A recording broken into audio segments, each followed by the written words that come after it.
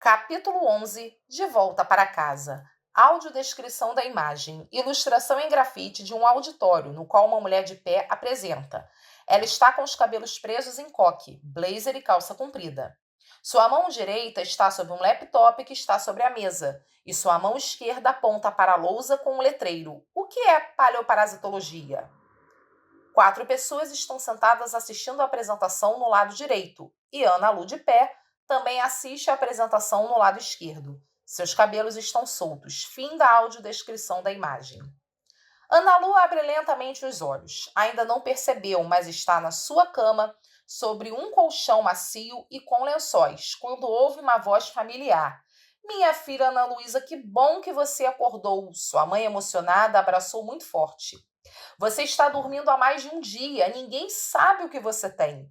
O Jonas te levou ao hospital, mas como eles não acharam nada de errado com você, nós achamos melhor te trazer para casa. Ana Lu estava eufórica, queria contar suas aventuras. Mas antes que abrisse a boca para falar qualquer palavra, lhe veio o pensamento: não, vão achar que você enlouqueceu. Melhor ficar quieta. Ana Lu olhou para seus braços e sua pintura corporal havia sumido, e o cordão com dentes de tubarão que o ancião havia lhe presenteado e o bracelete que Yara emprestou também. Pelo menos o cordão que sua mãe lhe deu continuou com ela. E ela mesma passou a duvidar da experiência. Pensou em voz alta: será que foi um sonho? Melhor eu falar com o pessoal do museu. Filha, o que foi? Por que está tão nervosa? O que aconteceu? Ana Lu troca de roupa correndo. Mal toma o café que sua mãe preparou e já sai correndo novamente. Ana Luísa, o que você está fazendo? Você vai sair agora que acabou de acordar? Nada disso, você vai descansar. Mãe, eu tenho uma coisa urgente para resolver, não posso esperar. Mas aonde você vai? Não me deixa ainda mais preocupada. Vou ao museu, mãe, eu volto já. Essa menina quer me ver doente, só pode, disse a mãe enquanto Ana Lu saía porta fora. Ana Lu saiu correndo em direção ao museu. Na entrada viu Jonas e, enquanto entrava às pressas no museu, gritou para ele: Jonas! Você de novo, Ana Lu, não basta o susto do outro dia.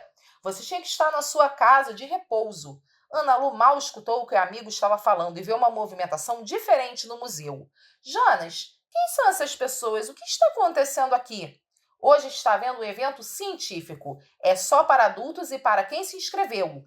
Os cientistas vão apresentar os resultados de suas pesquisas com o material da coleção do museu. Ah, Jonas, você vai deixar eu dar só uma espiadinha, não vai? Tá bom, Ana Lu, você não tem jeito, mas rapidinho e não conta para ninguém. O evento estava começando. Durante a abertura, a diretora do museu disse estar muito feliz em reunir tantos profissionais com resultados tão valiosos sobre a pré-história de Niterói, e que hoje era um marco muito importante, pois uma reanálise das datações feitas com material da região oceânica reafirmou que as datações mais antigas são mesmo de 7.000 anos atrás, e isso coloca a região como uma das mais importantes para o entendimento sobre o modo de vida dos primeiros habitantes do litoral do Brasil. Agradeceu também imensamente a população local e o envolvimento de todos em prol da região oceânica. Todos a aplaudiram de pé, e agora já era hora de os cientistas fazerem suas apresentações. Os primeiros a falarem seriam diversos arqueólogos com especialidades diversas. Pedro, um pesquisador arqueólogo, disse que foram feitos vários estudos no material lítico do próprio museu. Foi dito que a análise identificou alguns daqueles materiais líticos como base para moagem e outros como implementos ativos de moagem, e que os estudos apontaram que os moedores também eram usados para macerar pigmentos, e que uma função provável para o seu uso eram pinturas corporais, além de serem utilizados para maceração de ervas para temperos e usos medicinais. Ele também chamou a atenção para as pontas de lanças ou arpões, que havia indícios de que eram usadas para a caça de animais ou para a defesa do povoado. Ainda sobre a prática de caça, ele chamou a atenção para lâminas de machados feitas de pedras. Também foram encontradas cabaças, mas em algumas havia fragmentos de conchas que pareciam ter sido cuidadosamente colocados dentro da cabaça. Suspeitam que pudesse ter sido usadas como um instrumento musical, provavelmente chocalhos, mas que outras pudessem ter sido usadas para armazenar água mesmo, assim como ocorre nos dias atuais. E um achado surpreendeu a todos. Eles encontraram algumas peças talhadas em madeira. Ao que tudo indica, era um jogo, uma brincadeira, e uma delas tinha um desenho parecido com um tubarão. As peças lembravam o jogo usado por comunidades indígenas do Brasil, o jogo da onça, mas eles não sabiam certo como se jogar. Ana Lu abriu aquele sorriso e pensou: eu sei. Uma outra arqueóloga, anunciada como zooarqueóloga, estudou os restos faunísticos depositados no museu. Ela disse que conseguiu identificar por meio das conchas encontradas a anomalocardia brasiliana, conhecida popularmente como berbigão, e Facoides pectinata, conhecida como lambreta. Em relação aos ossos animais encontrados, haviam de diferentes peixes, dentre os quais espécies de micropogonias, a popularmente conhecida corvina, e espécimes de Caranax hippo, popularmente chamado de xarel. Estes foram os encontrados em maiores quantidades, indicando uma abundância destes na região e uma preferência da população por eles. Ela também encontrou vestígios de conchas da espécie Cimatium parfenopeum, que possivelmente eram utilizadas como iscas para a pesca de peixes. Ela chamou atenção especial para algumas vértebras e dentes de tubarão e disse que haviam sido intencionalmente esculpidas por mão humana, ao que eles chamaram de adorno, dizendo que muito provavelmente eram colares que poderiam ser usados no dia a dia ou em momentos especiais. Logo veio a imagem do ancião na lembrança de Ana Lu, mas um outro achado que intrigava a zooarqueóloga era um de conchas com marcas, uns risquinhos ou arranhados que pareciam intencionais e que ela não fazia ideia do que aquilo significava. Ana Lu abriu aquele sorriso novamente, o jogo da memória que vira as crianças brincando. Um outro pesquisador, cuja especialidade era antracologia, estudou os restos de carvões e anunciou ter encontrado nas camadas sedimentares do sítio remanescentes de fogueiras e conchas de moluscos que estavam queimados pelo fogo, mostrando que eles consumiam alguns frutos do mar cozidos na fogueira. Mal sabem eles o quão gostoso eram esses frutos do mar, pensou Ana Lu consigo mesma. A cada fala dos cientistas, ela ficava sem palavras e ainda mais fascinada. Uma arqueóloga, cuja especialidade era paleopatologia, que investiga lesões em esqueletos, revelou um achado que chegou a emocionar Ana Lu. Ela disse ter examinado 4 esqueletos encontrados no sítio da região oceânica. Os 4 estavam muito próximos, possivelmente era um núcleo familiar. Era o esqueleto de um adulto e 3 crianças. Uma lágrima escorreu pelo rosto de Ana Lu, pois não teve como não se lembrar de Raoni, Tainara, Cauane e Toriba.